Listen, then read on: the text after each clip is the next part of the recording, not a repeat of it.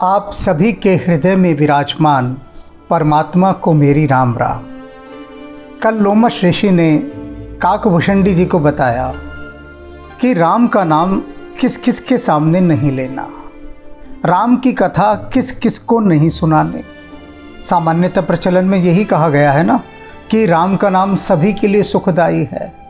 बिल्कुल है सुखदायी, बिल्कुल है, लेकिन कुछ के लिए नहीं भी होता है। बाणभट्ट ने अपनी पुस्तक कादंबरी में लिखा है कि जल जो है यदि किसी के मुख में पड़ जाए तो उसको तृप्ति का अनुभव होता है, किंतु वही जल यदि किसी के कानों में पड़ जाए तो बहुत कष्ट देता है।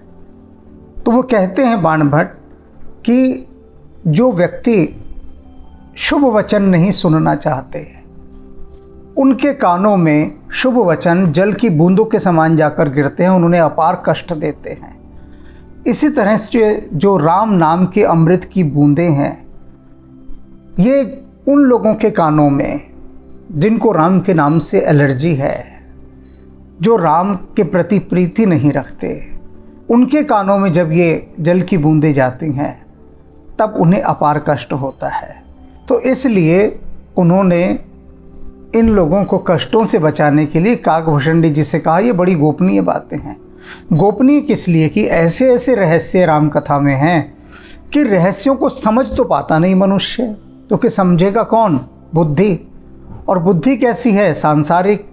तो सांसारिक बुद्धि उन दिव्य कथाओं के, दिव्य घटनाओं के, दिव्य प्रसंगों के बहुत साधारण अर्थ ग्रहण कर लेती है, बहुत साधारण, इतने साधारण कि मन संशयग्रस्त हो जाता है। राम के जो गूढ़ रहस्य हैं उन्हें समझाने के लिए गूढ़ और रहस्यात्मक गुरु की आवश्यकता होती है, तब राम कथा का मर्म समझा जाता है। जिस प्रकार से काकभूषणी भटकते भटकते भटकते पहुँचे लोमश ऋषि के पास, क्योंकि लोमश ऋषि ही सुना सकते थे। अब लोमश ऋषि ने कहा कि जो कथा मैंने भगवान शिव से सुनी थी, अब लोमश जी को भी किसने सुनाई? भगवान शिव ने। ये बड़े ध्यान देने वाली बातें हैं कि कथा कौन सुना रहा है, किसको सुना रहा है। जो सुनने वाला है उसकी गुणग्राहकता कितनी है, रिसेप्टिविटी कितनी है, उस पर निर्भर करता है। अब आगे की बात कर रहे हैं काकभूषणी। वे कह रहे हैं सारी बातें हो गई, उन्होंने मुझे सारे उपदेश दे दिए, समझा दिए, तो अब आगे क्या हुआ? निज कर कमल परस मम सीसा। लोमश ऋषि ने अपने कर कमलों से, उनके जो हाथ हैं वे कमल के समान हैं, और ये शब्द इतना प्रचलित हो गया है कि हम किसी के लिए भी कह देते हैं कि आपके कर कमल। नेताजी अपने कर कमलों से इस भवन का उद्घाटन करेंगे। कमल के समान उनके कर बता दिए। समारोह में जो भी जोत जलाने आते हैं, होता ना लाइटिंग द लैम्प, दिए जलवाए जाते हैं। अब होता है अनेक बार, एक से एक सब दुनिया जानती है कि एक नंबर का भ्रष्ट आदमी है, ये दुष्ट है, भ्रष्ट है, सब कुछ है। लेकिन जब उसके लिए जो अनाउंसर है वो अनाउंस करती है कि अलाना फलाना अपने कर कमलों से अब इस उद्घाटन की ज्योत प्रज्वलित करेंगे, दिया जलाएंगे, हम बहुत शिष्ट संस्कृति के हैं, और ये शिष्ट संस्कृति शिष्टाचार का पालन करती है। अच्छी बात है कहना कर कमल। क्यों अच्छी बात है? क्योंकि शायद ये बोध जग जाए सुनते सुनते ही कि मेरे हाथों को कमल के समान बताया गया है, पवित्र, तो चलो मैं थोड़ा पवित्र काम ही कर लूँ। अब निज कर कमल परस मम सीसा। लोमश ऋषि ने अपने कर कमलों से मेरे सिर का स्पर्श किया, अर्थात मेरे सिर पर अपना हाथ रख दिया, वह हाथ जो कमल के समान था। हर्षित आशीष दीन मुनीसा। और फिर क्या हुआ? हर्षित, प्रसन्न होकर, आह्लादित होकर, आशीष दीन है मुनीसा, मुनि ने मुझे बहुत प्रसन्न होकर आशीष दी, शुभकामनाएं दी, दुआएं दी। अब इस पंक्ति को सामान्यतः सभी सुनते हैं और आगे बढ़ जाते हैं। कथा कहने वाले भी कहते हैं, इसमें होते क्या विशेष बात है भाई कि अपने जो कर कमल हैं, अपना कमल के समान हाथ काकभूषणी के सिर पर रखा और हर्षित होकर आशीष दी मुनि ने, बात खत्म हो गई। चलो आगे बढ़ें, अगली पंक्ति पर चलते हैं। तो ये साधारण बात नहीं है, और अगर ये साधारण बात नहीं होती तो हनुमान जी ने हमें यहाँ बिठाया नहीं होता। वो कहते हैं हनुमान जी हर एक को इस पंक्ति को पढ़ के भैया आगे निकल लेता है। पढ़ी कि हाँ हाँ हर्षित आशीष दीन मुनीसा, बात खत्म हो गई। लोमश ऋषि ने हर्षित होकर आशीर्वाद दिया काकभूषणी को, चलो आगे। अरे भैया कैसे चलो आगे? हनुमान जी ने कहा कि सभी धक्का मार के इस पंक्ति को आगे बढ़वा देते हैं, असल बात तो रह जाती है कहने। हनुमान जी अब असल बात कहलवा रहे हैं, क्या है? एक एक पंक्ति पर ध्यान देना। हर्षित यानी आह्लादित होकर, प्रसन्न होकर, आशीष उन्होंने मुझे आशीर्वाद दिया, दुआएं दी। शादी का काट जाता है, मैं संसार के उदाहरणों से समझाता हूँ हर चीज़, क्योंकि बुद्धि में चली जाती है। लिखा होता है वर वधू को आशीर्वाद देने पधारे, कोई वहाँ पर वर वधू को आशीर्वाद देने नहीं जाता। मांगा जाता है आशीर्वाद की आइए और वर वधू को आशीर्वाद दीजिए। ढेर दुनिया जाती है शादियों में, ढेर जाना पड़ता है। कोई वर वधू को वहाँ आशीर्वाद नहीं दे रहा। कौन किसको आशीर्वाद दे रहा है? आशीर्वाद देने के लिए तो भीतर की गहरी अवस्था चाहिए, लेकिन दिल बहलाने को गालिब ये ख्याल अच्छा है। आशीर्वाद देने जाते हैं, शगन का लिफाफा पकड़ाया, खाना खाओ जी खाना खाओ, खाना खाया, हाँ जी खाना खाया। अब फ़ोटो खिंचवा दो स्टेज पे आके, थोड़ा हंसी मजाक, हंसी टिटोली, थोड़ा नोट दिखाते हुए, कुछ करते हुए फ़ोटो खींची, हो गया आशीर्वाद, बात खत्म। ये जो शादियों में जाकर वर वधू को आशीर्वाद देने का जो ये कॉन्सेप्ट है, लिखा होता है कि आशीर्वाद दें वर वधू को, आधे से ज़्यादा दुनिया तो शादी में मजबूरी में जाती है कि अरे कहाँ शादी हो रही है भैया, 20-30 किलोमीटर दूर, 2.5-3 घंटे का सफ़र करके धक्के खाते जाओ, लेकिन जाना पड़ेगा भैया। जिसने बुलाया है उसके साथ रिश्ता कुछ ऐसा है, चाहे वो बिजनेस का रिश्ता हो, सामाजिक रिश्ता हो, राजनीतिक रिश्ता हो, धार्मिक रिश्ता हो, और चाहे खून का रिश्ता हो। रिश्ते बेहिसाब हैं, बेहिसाब रिश्ते हैं। अब उस बेहिसाब रिश्ते में अनेक रिश्ते ऐसे होते हैं, या लगभग सभी रिश्ते ऐसे होते हैं कि जहाँ जाना ज़रूर होता है। हमारे देश में आप किसी की शादी में ना जाओ, या किसी को अपने घर की शादी में ना बुलाओ, उसके बाद जो नाराज़गी शुरू होती है उसका कोई हिसाब नहीं कि इसने बुलाया नहीं और वह आया नहीं। दोनों में बेहद नाराज़गी, और हमेशा का सब किया धरा पूछ जाता है। लोग कहते हैं भैया शादी तो एक ही बार होनी है ना। अब उन्हें ये नहीं पता कि ज़माना बदल गया है, अब शादी कई कई बार होती है। तो एक मित्र ने कहा था कि आप हमारी शादी में नहीं आए। मैंने कहा चिंता मत कर भाई, अभी तो तेरी बहुत शादियाँ होनी है, उनमें आ जाएंगे। और उसकी 3 शादियाँ हुई, फिर एक छोड़ी, फिर दूसरी छोड़ी, और बाद में वो बोला कि जी आपने ऐसा कहा था इसलिए हुआ। मतलब मैंने कहा था। अरे भाई ठीक है, मैंने कहा था, मजाक में कह दिया, क्योंकि आज का तो प्रचलन ही यही हो गया है ना। पाश्चात्य से हमने ये बड़ी अनमोल धरोहर ली है उनकी। जैसे भारत में वेद हैं बहुत अधिक, ज्ञान है, उपनिषद है, तो भारत का वैदिक ज्ञान संसार को जा रहा है, और संसार से हम बहु विवाह की जो है उनकी निधि, उनकी संपत्ति वो ले रहे हैं कि कितने अधिक विवाह कोई करता है।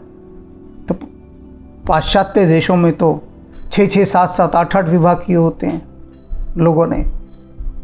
एक की वो छोड़ी, दूसरी की, तीसरी की, चौथी की, 5वीं की, वैसे ही वो एक को छोड़ा, दूसरे को छोड़ा। पर यहाँ तो 7 जन्मों के बंधन से बात कम में राजी होते ही नहीं हम। लेकिन अब हमने वो राजीपना हटा दिया है। अब कहा कि नहीं, वो जो विदेश के अमीर लोग हैं, महान लोग, कुछ सोचकर ही वो बार बार अपनी पत्नियों को, अपने पतियों को छोड़ते होंगे। चलो हम भी उनके इस दिव्य गुण को अपनाएं और अपने अहंकार को बढ़ाएं। जितना अधिक अहंकार होगा ना, जितना अधिक, उतने अधिक ये डाइवोर्स के केस होंगे, तलाक के केस, उतना अधिक। ये अहंकार ही तो जड़ है।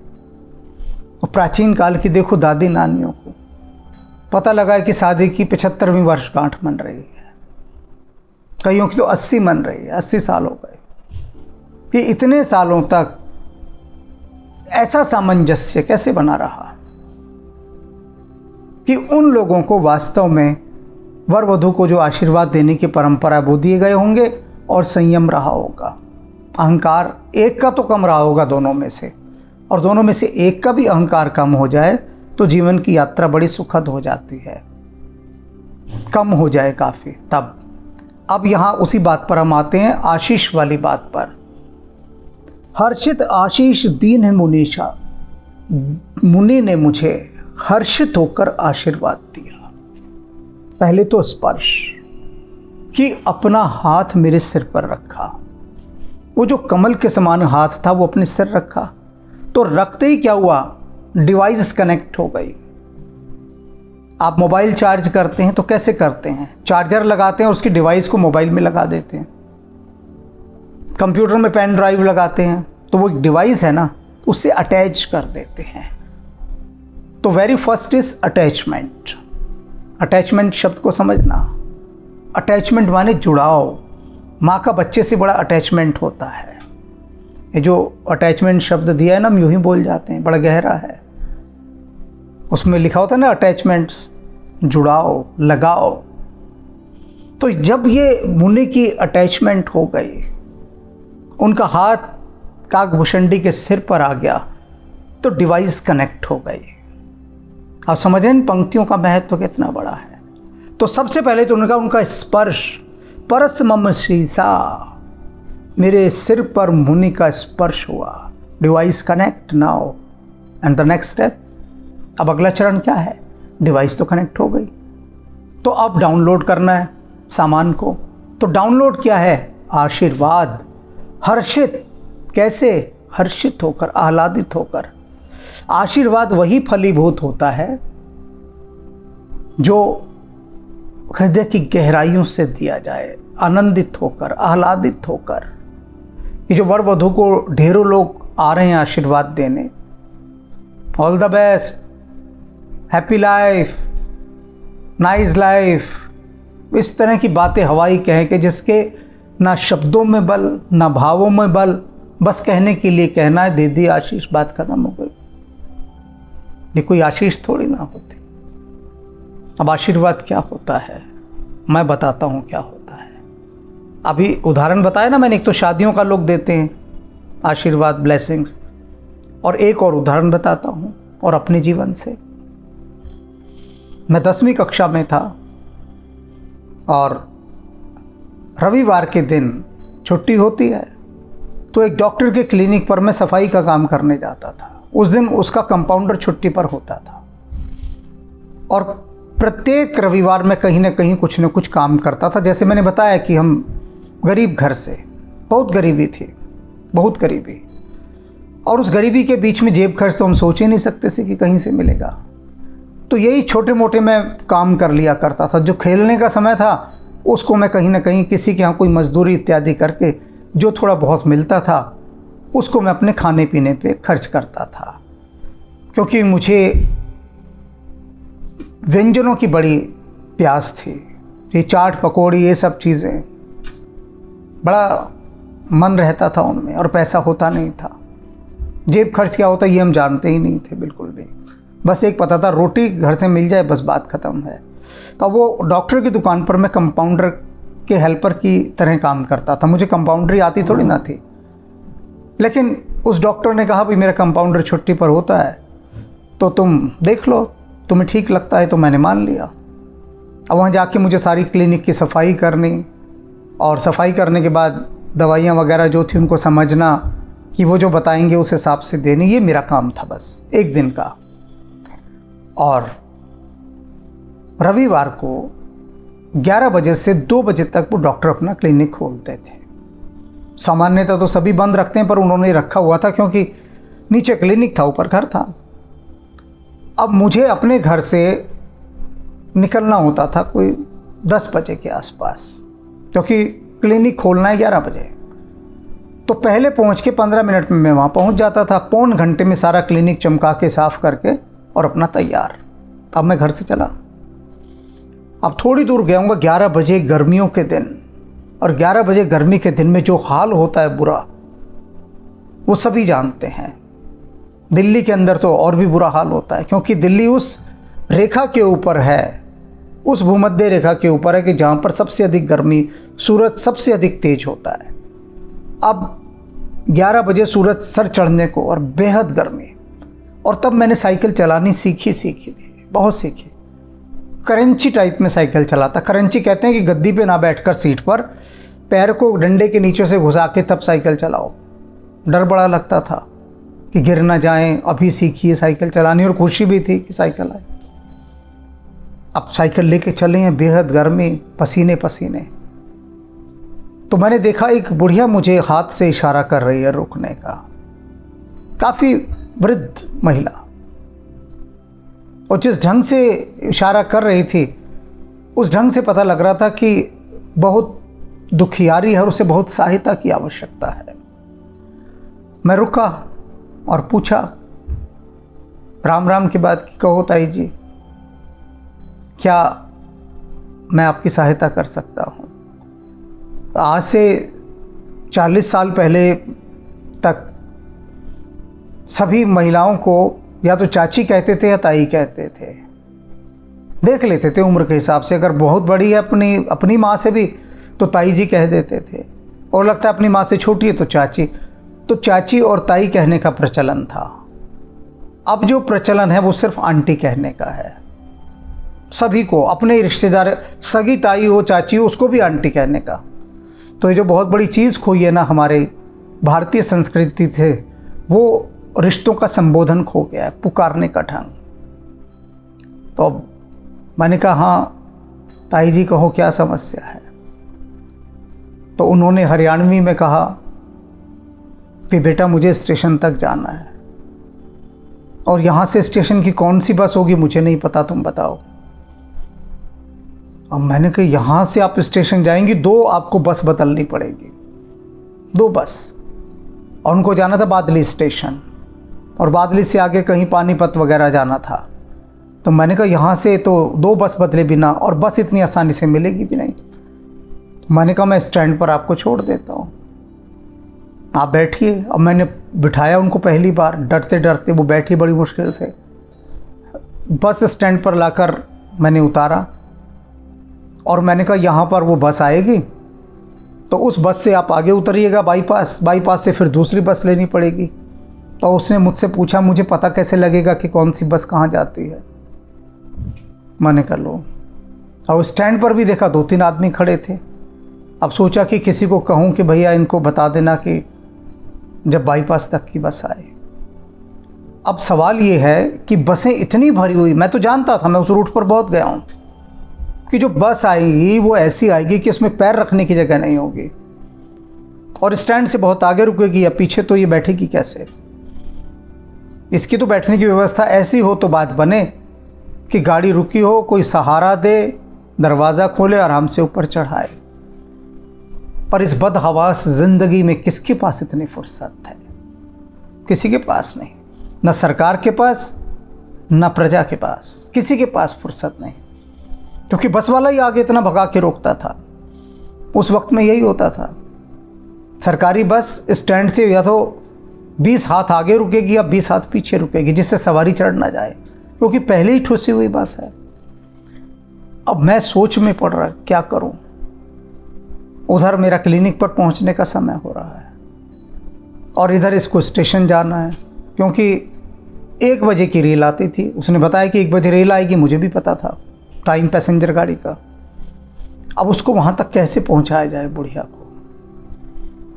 तो मेरे हृदय ने कहा कि तू सोच क्या रहा है, इसको छोड़ा स्टेशन पर, देख नहीं रहा इसकी क्या हालत है, ये शाम तक नहीं पहुँच सकती।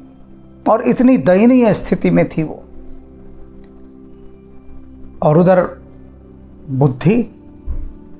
बुद्धि कह रही है कि बेटा क्लिनिक गंदा रहेगा, और अगर तू इसको छोड़ने चला गया तो कम से कम 12:30 बजे से पहले लौट के नहीं आएगा। इतना टाइम तेरे को लग जाएगा, क्योंकि साइकिल तो बहुत धीरे धीरे चलाएगा, अभी सीखा ही है डरते डरते, और यहाँ से वो 12 किलोमीटर के करीब है शायद। 12 होगा या 10 होगा, ऐसे। पर देख ले तो सोच ले। अब सोचने का समय नहीं था, क्योंकि हृदय ने अपना निर्णय सुना दिया था। सदा से ही मेरा हार्ट सेंटर्स एक्टिवेट रहा है, हृदय चक्र सक्रिय रहा है। तो बुद्धि हमेशा बड़ी रोती खिलस्ती रहती है कि मेरी बात ये सुनता नहीं। तो मैंने उनसे कहा कि आप बैठिए, मैं आपको स्टेशन तक छोड़ता हूँ। और वो बैठ गई। उसने एक बार भी नहीं कहा कि नहीं नहीं कोई बात नहीं, तो रहने दे। वो बैठ गई। और मैं धीरे धीरे धीरे धीरे साइकिल पसीनों से भीगा हुआ। बीच में उसने कहा कि मुझे बहुत प्यास लगी है। मेरे मन ने कहा ले अब पिला, इसे पानी कहाँ से पिलाएगा। तो इत्तेफाक के रास्ते में मटके रखे थे। उस समय लोग घड़े रख दिया करते थे, रेत के अंदर दबा के रेत पे पानी छिड़क के ठंडा पानी मिलता था। साइकिल रोकी, उसे पानी पिलाया, फिर दोबारा साइकिल चलाई। स्टेशन पर पहुंचा, साइकिल बाहर रेलिंग पर बांध दी जंजीर से और उसको स्टेशन तक छोड़ कर आया, प्लेटफॉर्म तक। और हाथ जोड़कर कहा कि अच्छा ताई अब मैं चलूं। तो उसने अपने दोनों हाथों से मेरे सिर का स्पर्श किया। हरियाणा में इसे पुचकारना कहते हैं। अपने हाथों से पुचकारा, और पुचकारने के बाद उसने जो मुझे आशीर्वाद दिया, आशीर्वाद देते समय मैंने जो उसकी आवाज़ सुनी वो कुछ अलग आवाज़ थी। जब वो प्लेटफॉर्म पर मैंने उसको उतारा, मैं देख रहा था इसके अंदर कुछ परिवर्तन है इस बूढ़ी औरत में। ये वो बूढ़ी औरत तो नहीं है जो जब साइकिल पर बैठी थी तब थी, ये तो कुछ और ही है। वो कुछ और मेरी पकड़ में नहीं आ रहा था, बस कुछ लग रहा था कुछ और है। जब वो बोली, जब उसने आशीर्वाद दिया, तो वो आवाज़ भी उस बुढ़िया की नहीं थी, कुछ और आवाज़ थी। और उसने दोनों हाथों से पुचकारते हुए मुझे जो आशीर्वाद दिया, मुझे लगा ये फॉर्मेलिटी है। ठीक है, जब इतनी दूर लाया हूं, मैं उसे उतारा हूं, तो कुछ तो आशीर्वाद देगी। वो गरीबी इतनी है, देखने से चीथड़े पहने हुए, कोई पैसे तो देगी नहीं, और ना ये पैसों के लिए किया गया। वो तो दिल है कि मानता नहीं, माना नहीं दिल। अब वो जो कुछ ना कुछ तो कहेगी ना, तो मैंने कहा सिर्फ ये फॉर्मेलिटी का ही आशीर्वाद होगा, क्योंकि जो उसने आशीर्वाद दिया असंभव आशीर्वाद था। असंभव, इतना असंभव कि अगर परमात्मा स्वयं उतर कर कहे तो ही हो सकता है, अन्यथा नहीं हो सकता। और वह आशीर्वाद फलीभूत हुआ लंबे समय बाद, 30 साल बाद। जैसे बीज बो पेड़ बने, 30-30 साल लग जाते हैं पुराने आम के पेड़ को फल देने में। प्राचीन वृक्ष बनता है वो। तो वो जो आशीर्वाद का बीज जिसे मैं फॉर्मेलिटी माना था, उसको फलने में 30 साल लगे। कई बार कोई आशीर्वाद 30-30 जन्मों बाद फलता है, कोई 30,000 जन्मों बाद फलता है। आज जो हमें मिल रहा है, ये मत समझिए कि ये पिछले जन्म का है। पूर्व जन्म का मतलब होता है अनंत जन्म। अनंत जन्म, हमने अनंत जन्म लिए हैं। अनंत जन्मों में अनंत पाप किए हैं और अनंत पुण्य किए हैं। और ये जो देह धारण हम करते हैं, ये तो बहुत लिमिटेड पीरियड्स के लिए होती है, सीमित काल के लिए। और उन सीमित कालों में ये अनंत जन्मों का पाप और पुण्य का कैसे निपटारा कर सकती है? नहीं कर सकती। हो सकता है आपका कोई 10,000 वर्ष पहले का कोई पुण्य हो, 1,00,000 साल पहले का कोई पुण्य हो या पाप हो। वो 1,00,000 साल से यात्रा करता करता अब उसकी बारी आई है, मैच्योरिटी अब आई है, तो अब आकर उसका आपको फल मिला है। ये पिछले के 1-2 जन्मों का कोई हिसाब नहीं है। ये पिछले के 1-2 जन्म तो मिलेंगे आने वाले अनंत जन्मों में। अभी तो पिछले का बैलेंस शीट चल रही है। पहले जो कर्जे लिए हैं उनका तो निपटारा हो जाए। तो ये जो आशीर्वाद उसने दिया, इस आशीर्वाद को अभी इन्हीं 30 वर्षों में मैंने फलीभूत होते देखा। ऐसा आशीर्वाद, मैंने कहा ना, ऐसा आशीर्वाद कि परमात्मा ही उतर कर दे तो ही वो फलीभूत हो सकता है, अन्यथा मनुष्य तो दे ही नहीं सकता। तो अब इस पंक्ति पर दोबारा से आ जाइए। निज कर कमल परस मम सीसा। कि मेरे सिर पर लोमश ऋषि ने हाथ रखकर मुझे पुचकारा और हर्षित आशीष दीन मुनीसा, बड़े हर्षित होकर, जैसे उस वृद्धा ने, उस बूढ़ी औरत ने मुझे हर्षित होकर उसका रोम रोम आशीर्वाद बन गया था। आज मैं महसूस करता हूँ, आज भी बिल्कुल यथावत एज इट इज़ वो दृश्य मेरे सामने है। और मैं आज देखता हूँ, जैसे कि आज उस फिल्म को रिवाइंड करके देख रहा हूँ, तो उसका रोआ रोआ सिर्फ आशीर्वाद बन चुका था। वो टोटल आशीर्वाद ही हो चुकी थी। ना वो स्त्री थी, ना वो पुरुष थी, ना वो वृद्धा थी, ना वो युवा थी, वो कुछ थी ही नहीं, वो बस आशीर्वाद बन चुकी थी उस समय। और जहाँ टोटल होता है, यानी जहाँ 100%, 100% जहाँ हो जाए, वहाँ परमात्मा होता है और कुछ नहीं होता, कुछ नहीं होता, कुछ भी नहीं होता। तो उसने उस केंद्र से मुझे आशीष दिया। राम भक्ति अबिरल उर तोरे। लोमश ऋषि क्या दे रहे हैं आशीर्वाद कि काकभूषणी सुन, ये जो तेरा हृदय है ना, तेरे हृदय में अविरल उर तोरे, अविरल माने सदा रहने वाली, घनीभूत होकर रहने वाली, ये राम भक्ति तेरे हृदय में सदा रहेगी, घनीभूत होकर रहेगी, प्रगाढ़ होकर रहेगी। ये मैं तेरे को आशीष देता हूँ। बस ही सदा प्रसाद अब मोरे, ये मेरी कृपा से, मेरे प्रसाद से, अब मैं भी तुझे अपना कुछ प्रसाद दे रहा हूँ, आशीष दे रहा हूँ, आशीर्वाद दे रहा हूँ कि मेरी कृपा से। पहले भगवान शिव की कृपा मिल गई, उन्होंने कहा मैं आशीर्वाद देता हूँ तेरे को, और ऊपर से लोमश ऋषि, कोई साधारण नहीं है लोमश ऋषि। पहले तो घास नहीं डाली इन्होंने काकभूषणी को, बिल्कुल भी टालते रहे, टालते रहे। और कब आशीर्वाद दे रहे हैं कि जब उन्होंने कहा तो ही निज भगत राम कर जानी, कि काकभूषणी मैंने ये जान लिया है कि तू राम जी का भक्त है और उन्होंने तुझे स्वीकार किया, तभी तो तू उनका भक्त है। तो राम का भक्त जान के मैं तुझे वो सारी रहस्यात्मक गूढ़ कथा सुना रहा हूँ जो भगवान शिव ने मुझे सुनाई थी, और मैं तुझे ये आशीर्वाद देता हूँ, बस ही सदा प्रसाद अब मोरे, मेरे प्रसाद से, मेरे आशीर्वाद से। ये जो राम भक्ति की धारा है ना तेरे भीतर, वो अविरल बहती रहेगी, अविरल बहती रहेगी। सदा राम प्रिय हो तुम हो, और देखो, सदा राम प्रिय हो तुम हो, तुम सदा राम को प्रिय रहोगे।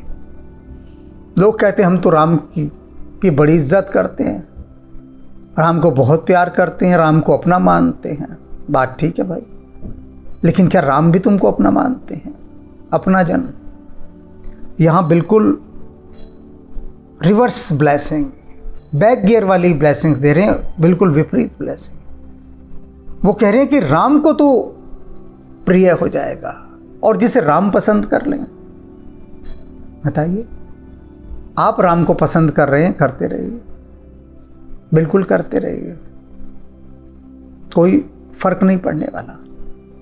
लेकिन राम आपको पसंद कर लें तो सारा फर्क पड़ जाएगा, सारा फर्क। आप लिखते रहिए चिट्ठियां प्रधानमंत्री को कि मैं आपसे मिलना चाहता हूं, मिलना चाहता हूं, लिखते, पता ही नहीं लगेगा चिट्ठियां कहाँ गई, किस ब्लैक होल में कौन सा कृष्ण विवर उन चिट्ठियों को लील गया, पता ही नहीं लगेगा। करते रहो। और प्रधानमंत्री के मन में आए कि आपसे मिलना है तो सोचिए, इस सोचने का ही मजा ले लीजिए। तो वही बात, कौन सा आशीर्वाद दे रहे हैं कि राम जो हैं वो तुझे सदा अपना प्रिय माने, सदा राम प्रिय हो तुम जो है राम को सदा प्रिय रहो। देखो, इसे आशीर्वाद कहते हैं। शुभ गुण भवन अमान, तुम कैसे हो? शुभ गुणों के भवन हो तुम, शुभ गुणों के भवन, और अमान, और तुम सदा अहंकार से दूर रहोगे। जो मान अपमान है ना, अमान, इन सब, ये जो मान अहंकार है वो तुम्हारे निकट आएगा ही नहीं, इन सब से दूर रहोगे। सदा राम के प्रिय रहोगे, अहंकार से दूर रहोगे और तुम गुणों के धाम हो। शुभ गुण भवन। अब जो शुभ गुणों का भवन होता है, धाम होता है, वहां भी बहुत अहंकार आता है, ये ध्यान रख लीजिए। रावण परम अहंकारी था। क्यों? बहुत सारे अवगुण थे। इतने अवगुण होने के बाद जब शक्ति भी मिल जाए तो अहंकार होता है। और वहीं और दूसरी ओर कोई ज्ञानी भी हो, बहुत ज्ञान हो, तो उसको अपनी अच्छाइयों पर भी अहंकार हो जाता है। अहंकार दोनों तरफ होता है, दो तरफा है। अवगुणी का भी अहंकार है और गुणी का भी अहंकार है। कहते हैं कि ज्ञान कई बार इतने गहरे अंधकार में धकेल देता है कि जिसका कोई हिसाब नहीं होता। अब ये कह रहे हैं कि तुम गुणों के धाम हो, लेकिन गुणों के धाम होने के बाद भी तुम अमान रहोगे, अहंकार नहीं आएगा कि मुझ में इतने गुण हैं, इसका तुम्हें बोध ही नहीं रहेगा। सहज रहोगे, और जब सहज रहोगे तो सहजता में तो अहंकार होता ही नहीं है। काम रूप, और तुम इच्छाधारी रहोगे, कोई भी रूप धारण कर सकते हो। क्योंकि जब शाप दिया लोमश ऋषि ने कि जा तू कौवा हो जा, तो काकभूषणी ने उनके चरणों में अपना सिर रखा कि आपका जो शाप है शिरोधार्य में कौवा बन के ही रहूँगा। अब लोमश ऋषि थोड़ा परीक्षा के पूरे मूड में थे। उन्होंने कहा जरा देखे तो सही, ये कहता है कि मुझे सब में राम दिखाई देता है, तो क्या कौवे में भी इसको राम दिखाई दिया? मैंने इसको कौवा होने का शाप दे दिया। तो उससे कहते हैं देख कि तो बड़ा निकृष्ट जीव है कौवा, सभी इसको देखते पत्थर उठाते हैं मारने के लिए, तो मैं अपना ये पलट भी सकता हूँ, ये अपना शाप। तू कहे तो मैं इस शाप से तेरे को मुक्त कर दूँ, तू कौवा नहीं रहेगा, बोल। तो काकभूषणी कहते नहीं, आपने जो शाप दिया मुझे स्वीकार है, कौवे का शरीर भी मुझे चलेगा, बहुत अच्छा चलेगा।